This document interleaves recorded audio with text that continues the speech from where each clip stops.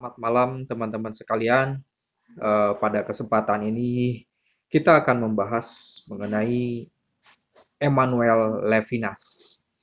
Hubungan antar pribadi menurut Immanuel Levinas.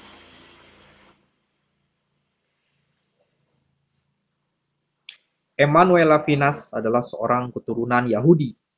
Dilahirkan di Kaunas, Lithuania pada tanggal 30 Desember 1905. Mengikuti pendidikan menengah di Charkov, Rusia dan Kaunas dari tahun 1916 sampai 1923. Sekitar waktu itu ia mengungsi ke negeri Prancis. Di negeri ini, yakni di kota Strasbourg, sekitar tahun 1923 sampai 1930, dia menempuh pendidikan universitasnya.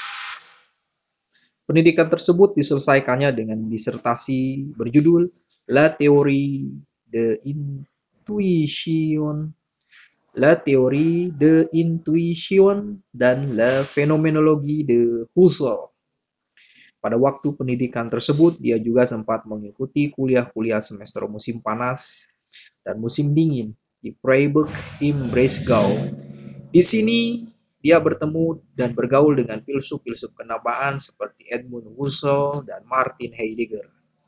Pada tahun 1931, ia menjadi warga negara Prancis dan pada permulaan Perang Dunia Kedua, ia dipanggil untuk membela tanah airnya yang baru itu, tapi kemudian ditahan di dalam kamp Jerman sejak bulan Juni 1940 hingga akhir perang tersebut. Karirnya dalam bidang pendidikan sebenarnya sudah dimulai sejak tahun 1934. Sejak tahun 1946, dia mulai memberikan kuliah dan ceramah. Kuliah dan ceramah ini kemudian diberikannya berturut-turut pada College Filosofi dan École des Sciences Politiques di Paris, Institut des Sciences Juridiques di Nice, dan di universitas lainnya di luar negeri Prancis. Sesudah Perang Dunia Kedua, cukup lama dia menjadi direktur École Normale Israel Oriental. Kemudian menjadi mahaguru Fakultas Sastra di Poitiers pada tahun 1962. Dan sejak tahun 1967 menjadi mahaguru di Paris Nanterre sampai sekarang, sampai dia meninggal. Banyak karya filsafat yang dihasilkannya, baik dalam bentuk buku maupun artikel. Semua berjumlah lebih dari 164 buah. Untuk memperoleh suatu gambaran betapa produktifnya tokoh ini, kami sebutkan beberapa karya dalam bentuk buku, yakni La Théorie de Intuition dan La Phénoménologie de Husserl, Paris 1930. Kemudian De Existence à Existence, Paris 1947. Kemudian ada dan beberapa karya yang lainnya. Perlu dicatat bahwa karya-karya tersebut serta karya-karya Levinas lain mencerminkan jalan pikiran yang cukup sulit, bahkan sangat sulit untuk dimengerti. Ini disebabkan oleh jalan pikirannya yang orisinil sekali. Selain itu juga, dan terutama karena ia mengkritik sampai ke akar-akarnya, serta melepaskan cara berpikir yang lazim, sebagaimana diwariskan oleh dunia filsafat Yunani. Bukan hanya itu saja, hampir semua karyanya ditulis dalam bahasa Prancis. Seringkali, tapi bahasa Prancis yang digunakannya juga sulit. Seringkali ia menggunakan kata-kata dalam arti yang lain daripada yang lazim atau memberikan makna yang baru kepadanya. Karena itu, dari para pembaca karya-karya dituntut ketekunan, ketelitian, serta perhatian besar sekali. Hubungan antar pribadi, titik tolak dan titik tujuan. Berbicara tentang suatu hubungan mengandaikan adanya pihak-pihak yang menopang hubungan tersebut. Tidak masuk akal berbicara tentang hubungan kalau penopang-penopangnya tidak ada. Penopang-penopang hubungan tersebut dinamakan titik tolak dan titik tujuan. Meskipun keduanya berbeda secara logis, namun tidak dapat dipisahkan satu sama lain. Keduanya bahkan saling melengkapi. Apakah yang merupakan titik tolak hubungan ini? oleh Levinas disebut le meme. Tetapi apa itu le meme? Untuk memahaminya, baiklah terlebih dahulu terangkan sedikit apa yang dimaksud dengan lemoi. Bagaimana lemoi itu terjadi? Dengan melepaskan diri dari atau dengan mengambil jarak terhadap orang lain. Hal ini bisa terjadi oleh sebab adanya suatu prinsip batin atau rohani. Prinsip batin ini disebut suatu dimensi psikisme, singkatnya psikisme. Karena prinsip batin ini muncullah yang disebut si aku itu. Lalu itu pun berhubunglah sebagai si aku atau secara egoistis dengan yang lain. Berhubungan sebagai si aku ini juga disebut suatu pemisahan yang radikal. Maka dari itu yang ada yang muncul dari dan karena pemisahan ini adalah suatu ada yang terpisah sama sekali. Suatu etre radicalment spare. Yang dimaksudkan dengan ini adalah suatu pribadi yang benar-benar berdiri sendiri dan bebas. Pribadi ini juga menyatakan bahwa ia selalu sama dengan dirinya sendiri. Artinya berhadapan dengan yang lain, ia tetap sama saja. Hendaknya tetap sama saja ini diartikan sebagai selalu menyamakan diri dengan memulihkan identitas. Ungkapan ini selanjutnya hanya menyatakan adanya suatu proses identifikasi yang tak ada hentinya dari suatu aku, suatu pribadi yang satu dan sama. Proses ini menyatakan bahwa si aku, pribadi yang bebas itu benar-benar konkret dan hidup. Lalu apa artinya lememe itu sekarang? Kata tersebut mempunyai dua arti. Bisa berarti si aku yang menguasai segala sesuatu, si aku tersebut bisa menguasai segala sesuatu itu dengan memiliki, mengerti, serta mengerjakannya. Dengan demikian, dia seakan-akan memasukkan segala sesuatu ke dalam dirinya serta menelannya. Kalau demikian halnya, maka segala sesuatu itu hanya menjadi bagian darinya. Segala sesuatu berada melulu karena dan demi si aku itu saja. Selanjutnya, kata tersebut juga berarti lemoi tadi. Sebagai titik tolak suatu hubungan yang dimaksudkan oleh Levinas. Hendaknya kata tersebut dipahami menurut arti yang akhir ini. Dan ini cukup jelas setelah membaca dan meneliti karya-karya tokoh tersebut, terutama Totalite et Infini. Kemudian apakah titik tujuannya? Untuk menunjukkan titik tujuannya, Levinas kadang-kadang menggunakan kata outre. Tapi kata ini pun bisa mengandung beberapa arti. Bisa menunjukkan suatu barang, suatu hal yang lain, tapi juga orang lain. Selain kata outre, itu juga kadang-kadang menggunakan tegas kata autrui. Dan ini hanya bisa berarti menunjuk orang lain. Bisa kata outre itu mengandung dua arti. Manakah arti yang diberikan oleh Levinas kepada kata tersebut sebagai titik tujuan? Untuk itu dia menggunakan ungkapan-ungkapan seperti alterite, exteriorite, dan atau extranger yang asing. Apa yang dimaksud dengan ungkapan-ungkapan itu? Ungkapan-ungkapan tersebut mau menunjukkan bahwa titik tujuan hubungan itu haruslah sesuatu yang sama sekali di luar dari dan tak pernah boleh menjadi bagian dari si aku. Itu berarti bahwa dalam hubungan tersebut kedirian serta keberlainan dari yang lain haruslah tetap dipertahankan secara mutlak. Kita tahu bahwa hubungan antara si aku dan yang lain biasanya berarti bahwa yang lain itu diredusir pada aku saja. Dalam hal ini hilanglah kedirian dan keberlainan dari yang lain. Padahal ungkapan-ungkapan tadi hanya mau menunjukkan keadaan yang sebaliknya. Selanjutnya apa yang sama sekali berada di luar adalah orang lain. Itu sebabnya ungkapan-ungkapan tadi akhir-akhirnya juga menunjukkan orang lain saja. Jadi baik kata altrui ataupun atre berkat bantuan ungkapan-ungkapan tadi membawa kita kepada kesimpulan yaitu bahwa orang lainlah titik tujuan hubungan tersebut. Kalau demikian halnya maka hubungan itu adalah hubungan yang terjalin antara si aku dan orang lain. Bagaimanakah sifat hubungan antara si aku dan orang lain? Menurut Levinas, untuk menjawab pertanyaan ini, kita bisa menempuh jalan yang berikut. Hubungan itu bisa berbentuk suatu hubungan antara objek satu sama lain, misalnya suatu hubungan antara objek A dan objek B. Bahwa ada hubungan ataupun sistem hubungan antara keduanya bisa dilihat dari luar. Itu berarti bahwa mereka berhubungan satu sama lain sejauh dipandang dan dihubungkan oleh yang memandang atau yang menghubungkannya.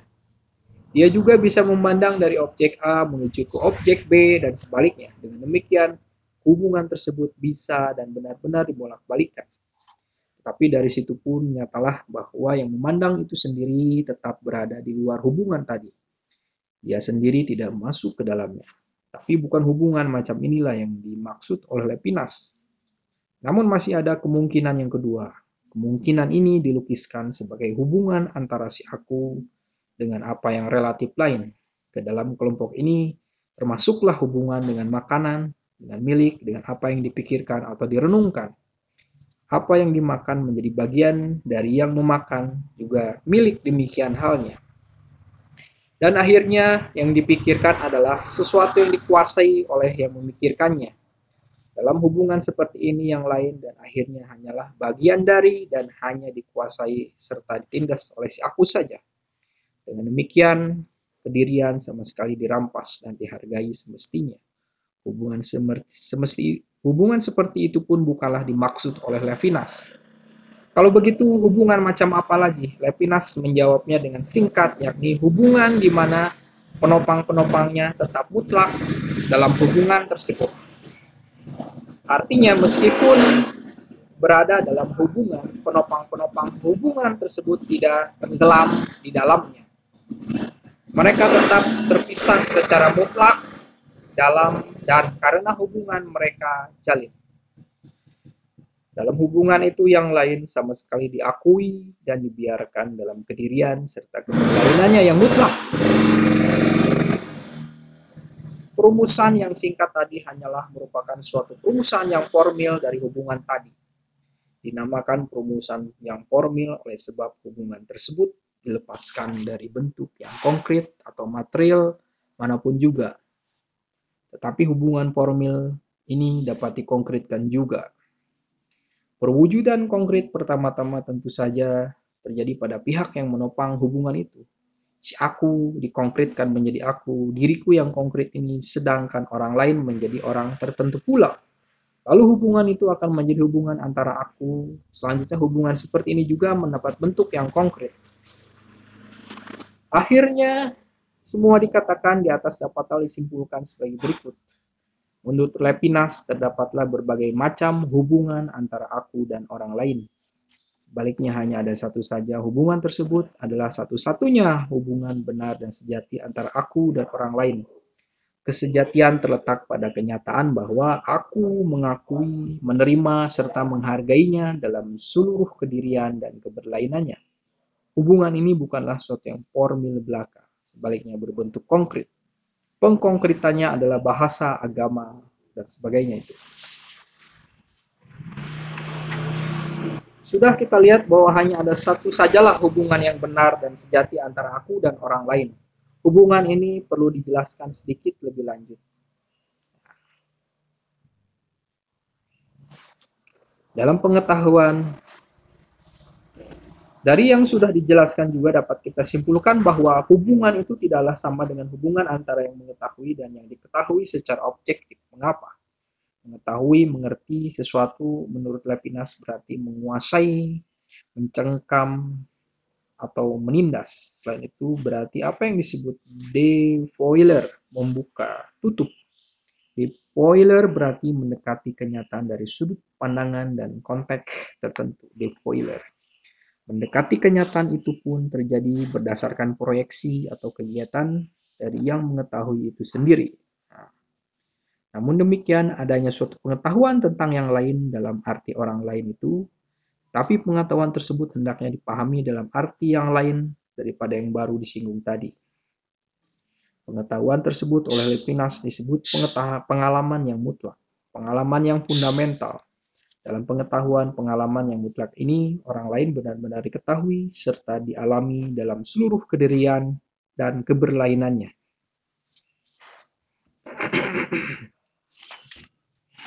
Orang lain itu tuan, asing terhadap satu sama lain, asing terhadap satu sama sekali lain daripadaku tidak hanya berarti orang lain itu sama sekali terlepas dari kungkunganku. Sama sekali terlepas itu hanyalah merupakan sudut negatif saja yang hubunganku dengan orang lain juga masih ada sudut positifnya. Aku mulai meragukan diriku sendiri serta keterbatasan kebebasanku. Namun demikian, dia tidak merampas kebebasanku sebagai seorang lawanku. Sebaliknya, dia bahkan memberikan arah dan makna kepadanya. Seraya mengetahui siapa, bagaimana orang lain itu, dapatkah juga ditentukan sifat hubungan tadi? Hubungan asimetris ini adalah suatu gerakan tanpa balik atau orientasi yang tak dapat tidak mulai dari diri sendiri menuju kepada orang lain. Ini sama saja dengan melepaskan diri dari gaya bobot dirinya sendiri, lalu menaruh pusat gaya bobot tersebut di luar dirinya. Nah, mengarahkan diri kepada orang lain terwujud sebagai berikut. Aku harus mengakui orang lain yang mewahyukan diri sebagai wajah itu secara positif dan nyata. Artinya aku harus mengakuinya baik sebagai yang sama sekali lain daripadaku, maupun khususnya sebagai tuan dan atasanku. Bukankah dia senantiasa mempersoalkan kebebasanku serta pelaksanaannya? Bukankah dia juga selalu meminta pertanggungjawaban daripadaku? Aku harus menghadapinya, tapi bagaimana? Memang benar bahwa orang lain itu menyatakan diri dalam keagungan, keluhuran, dan kekuasaannya. Dari sebab itu, pantaslah ia disapa dengan yang mulia. Dalam keadaan seperti ini juga, dia benar-benar tidak berdaya sedikit pun sebagai yang sama sekali. Mengakui secara material ketika membicarakan tentang titik tolak suatu hubungan sudah disinggung sedikit bagaimana terjadinya si aku ini. Kami katakan ia disebabkan oleh suatu prinsip batin atau skisme. Tetapi menjadi si aku juga disebut egoisme konkret atau ekonomi. Ciri khas egoisme ini sudah disinggung.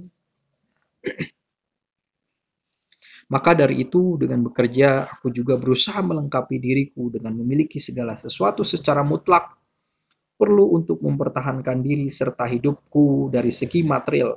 Selanjutnya, milik ini bisa berbentuk rumah itu sendiri, perabot-perabotnya, makanan, uang, dan mungkin juga alat-alat lainnya.